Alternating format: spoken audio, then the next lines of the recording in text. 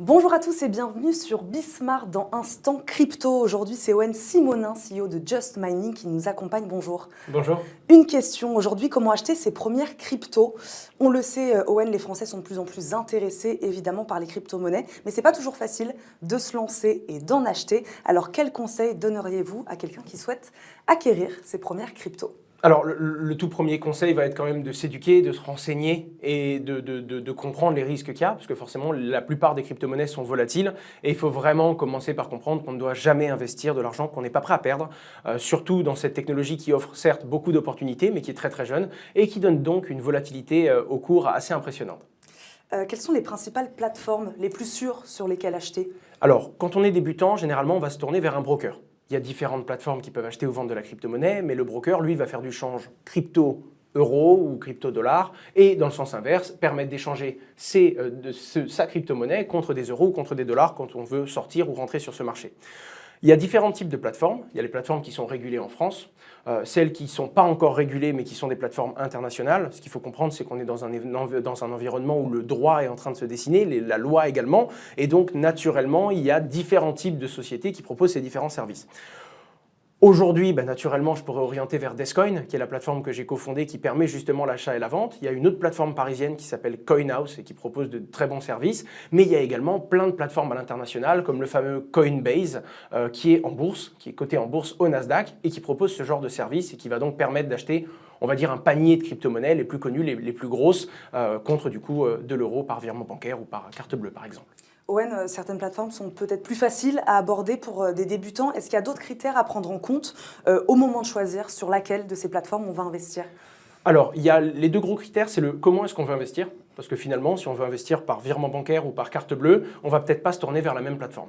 La plupart, celles que je viens de citer, proposent les deux. Il y a moins de frais, et c'est le deuxième point qui va nous intéresser quand on passe par virement bancaire que quand on passe par carte bleue finalement. Ce qu'il faut comprendre, c'est qu'il y a les frais visibles et les frais cachés. Les frais visibles que tout le monde comprend, c'est vous allez acheter, il y a 1,5 ou 2% de commission, ce qui fait que si on achète 100 euros de Bitcoin, en réalité, on obtient 98 euros de Bitcoin. Ça, c'est le frais officiel que toutes les plateformes se doivent d'annoncer à leurs clients. Il y a une petite ligne sur laquelle beaucoup de plateformes jouent, et c'est la petite nuance que les débutants doivent connaître, c'est ce qu'on appelle le spread. En gros, on va aller sur une plateforme, il va y avoir la commission visible qui nous a été annoncé, et il va y avoir une commission cachée. C'est-à-dire que si on achète 100 euros d'un Bitcoin qui coûte normalement 50 000 euros pièce, eh bien, on va en avoir moins si la plateforme nous annonce qu'en réalité, le Bitcoin coûte plus cher, le Bitcoin coûte 51 000 euros parce qu'ils ont mis une petite marge, et du coup, ils vont nous en donner moins sans nous annoncer qu'il y a une commission.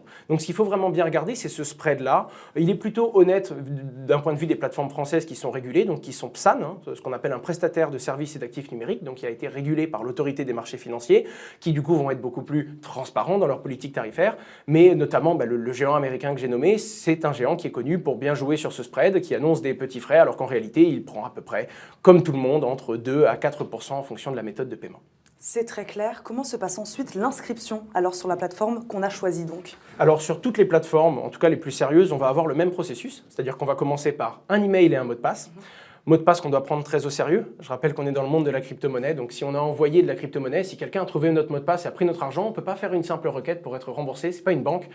C'est-à-dire que quand les fonds sont partis, on ne peut pas revenir en arrière, il faut donc comprendre qu'on prend sa responsabilité et qu'on doit vraiment faire attention et bien sécuriser son compte. Ce qui veut dire déjà s'inscrire.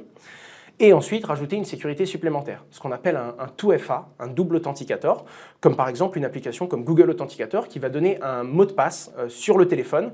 Après avoir saisi son mot de passe, on va saisir un second code. C'est très important parce que pour la première fois, ce n'est pas juste de l'information, c'est également de l'argent, très concrètement, et donc il faut bien sécuriser son compte.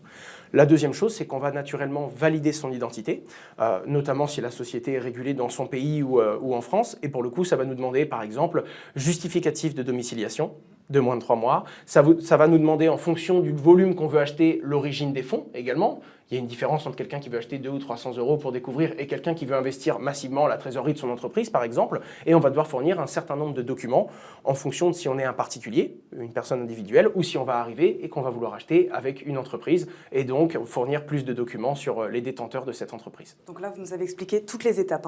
C'est ça. Là, globalement, sur le parcours simple d'un utilisateur qui vient découvrir et qui se tourne vers un broker, cette inscription, la validation de l'identité, parce que l'entreprise doit savoir à qui elle s'adresse, d'où viennent ses fonds, et également la sécurisation du compte, qui n'est pas une étape obligatoire, mais que je préfère mettre et bien souligner parce que c'est le point que beaucoup de gens négligent jusqu'au moment où on se fait avoir parce qu'on n'avait pas mis un mot de passe bien sécurisé et qu'on n'avait pas mis cette seconde sécurité. Et je crois qu'on en reparlera de sécurité d'ailleurs avec vous dans un prochain numéro. Merci beaucoup Owen Simonin d'avoir été avec nous aujourd'hui. Je le rappelle, vous êtes CEO de Just Mining. On se retrouve très vite dans un prochain Instant Crypto.